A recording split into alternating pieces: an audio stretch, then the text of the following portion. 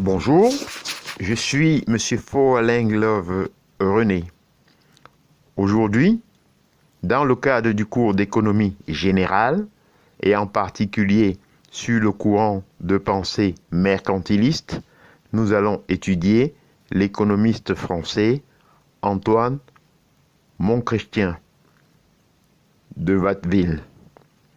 En effet, Antoine Monchretien de Watteville est né à Falaise en 1575 et mort au Tourail le 7 octobre 1621. C'était un poète, dramaturge et économiste. Il a été le premier à employer le terme d'économie politique. Inspiré par les penseurs britanniques, Antoine Monchretien de Watteville fut l'un des premiers à introduire en France les idées économiques de l'école mercantiliste,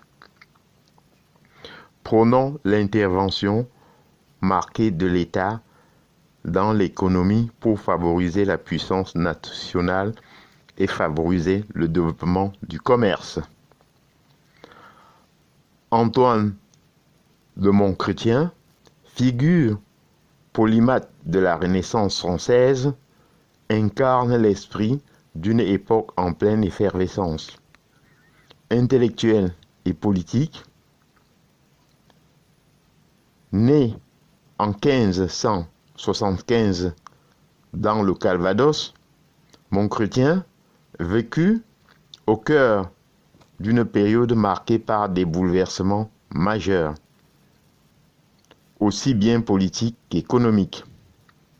Son parcours s'inscrit dans le contexte tumultueux de la fin du XVIe siècle et du début du XVIIe siècle, période marquée par les guerres de religion, les querelles politiques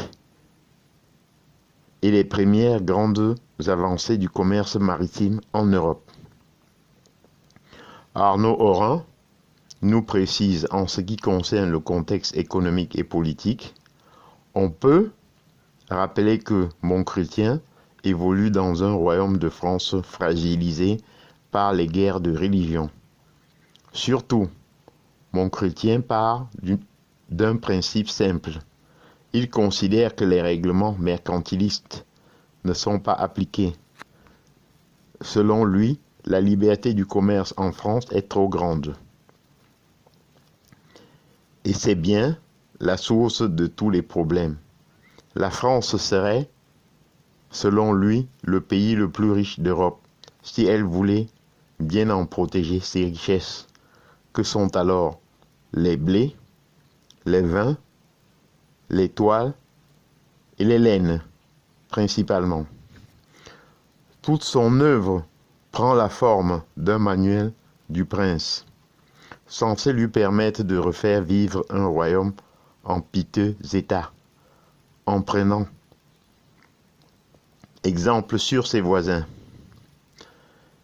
Inspiré par les penseurs britanniques, Monchretien fut l'un des premiers à introduire en France les idées économiques de l'école mercantiliste, prônant l'intervention marquée de l'État dans l'économie pour favoriser la puissance nationale et favoriser le développement du commerce. Il fait ainsi l'éloge de l'industrie et de la manufacture, mais aussi de la colonisation et du commerce maritime. Toute sa pensée repose sur le fait que le rôle de l'État est avant tout de stimuler la production et les échanges.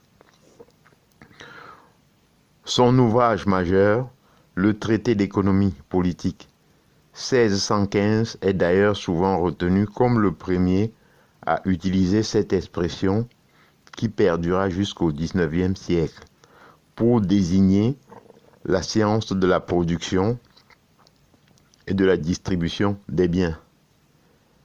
Anne Conchon nous explique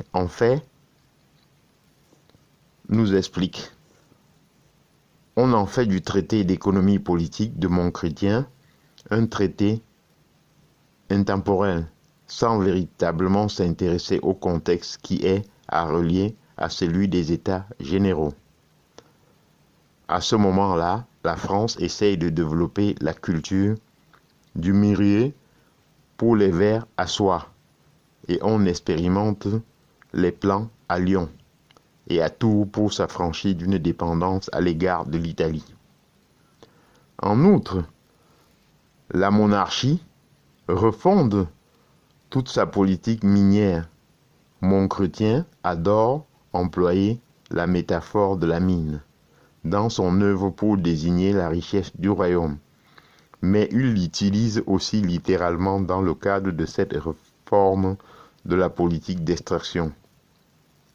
L'édit de 1601, passé sous Henri IV, est déterminant en la matière, notamment parce qu'il veille à la bonne exploitation des mines et au bon fonctionnement du recouvrement de l'impôt qu'elles génèrent.